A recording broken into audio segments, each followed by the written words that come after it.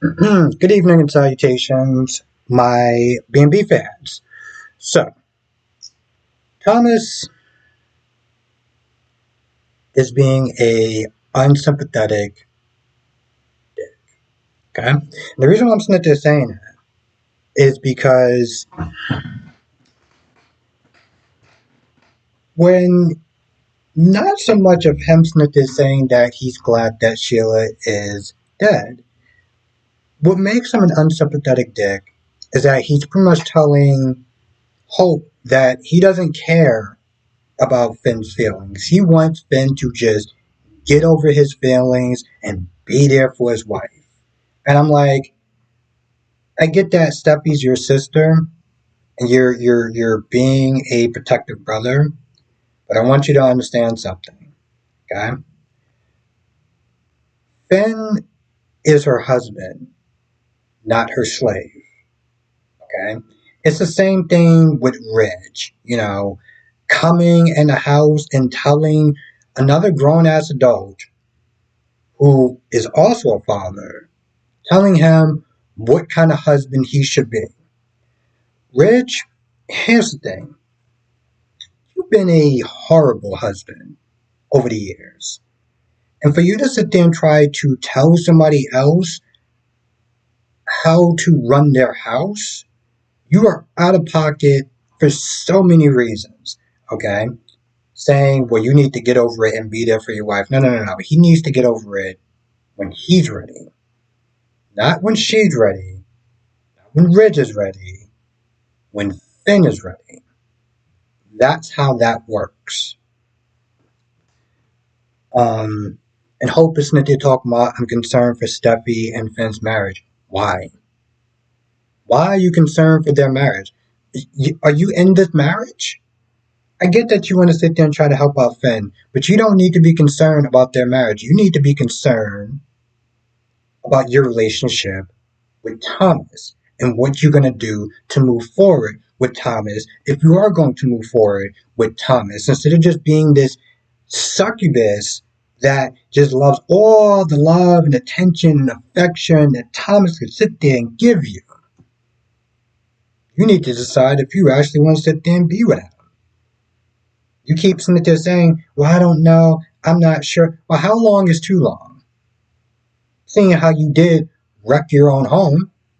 And, okay, just to clarify my reasons of why Lee wrecked her home, because I'm going to emphasize that again, wrecked her home, is because so Jack cheated, right?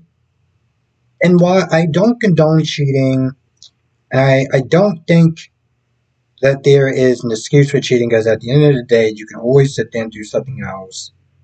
There's always this thing in life called cause and effect, right?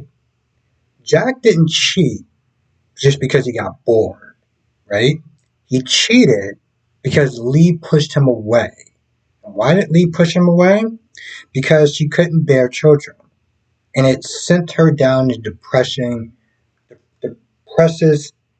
spiral, whatever, right? So she pushed away her husband. Instead of getting help for what she was going through, she kept pushing away her husband. So you can only push away somebody for so long, and no one wants to be an emotional punching bag. No one. And again, while I do not sit there and say, well, you did what you did because you did that, and that's so good. Absolutely not.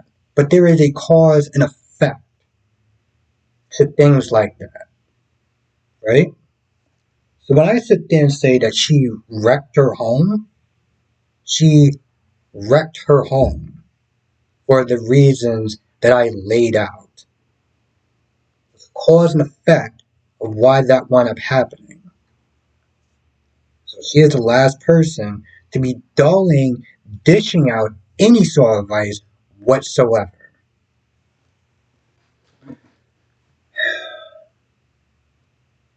It seems like they just put Zende and Carter in this episode for like no reason. All they did was talk about Luna, and again, looking at some other people. Luna's this, Luna's that. Luna's the greatest intern in the world.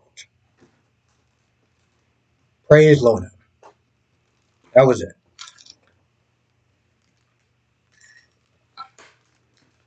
Steffi and Finn just they're trying to get through this, but it's difficult. Finn talks about his feelings about being in that house and if you can be in that house and the image of blood and the bad nightmares that he's having. And Steffi talks about how she feels guilty for taking up life. She didn't want to do it, but she didn't have a choice. And, her concerns about, her feelings about wanting this chick gone. Yeah, this chick terrorized her family for years, terrorized her, and that's the same thing that Thomas Smith is saying. Shot both of our moms. Terrorized our families for years. So when he said what he said, was that heartless? Yes, but I understood that. I don't agree with Thomas feeling like Finn needs to rush his feelings for Steffi like she just snaps her fingers and he's just right there. Because that's not how that works. That may be how that works in Thomas' little mind because, him just, giving Hope whatever she wants, no guarantee in return that he's going to get an ounce of that back. Just saying. Now, the last scene is with RJ and Luna, and if you watched it, if you read the description, that doesn't happen that way. Okay? It doesn't happen that way. The description is something along the lines of Luna starts to cry when RJ praises her, and that doesn't happen. RJ says a very poor joke about sharks, and they're about to go into the water. And the usual, him just saying how much he loves her. She changed his life. I don't really understand how that happened, but okay.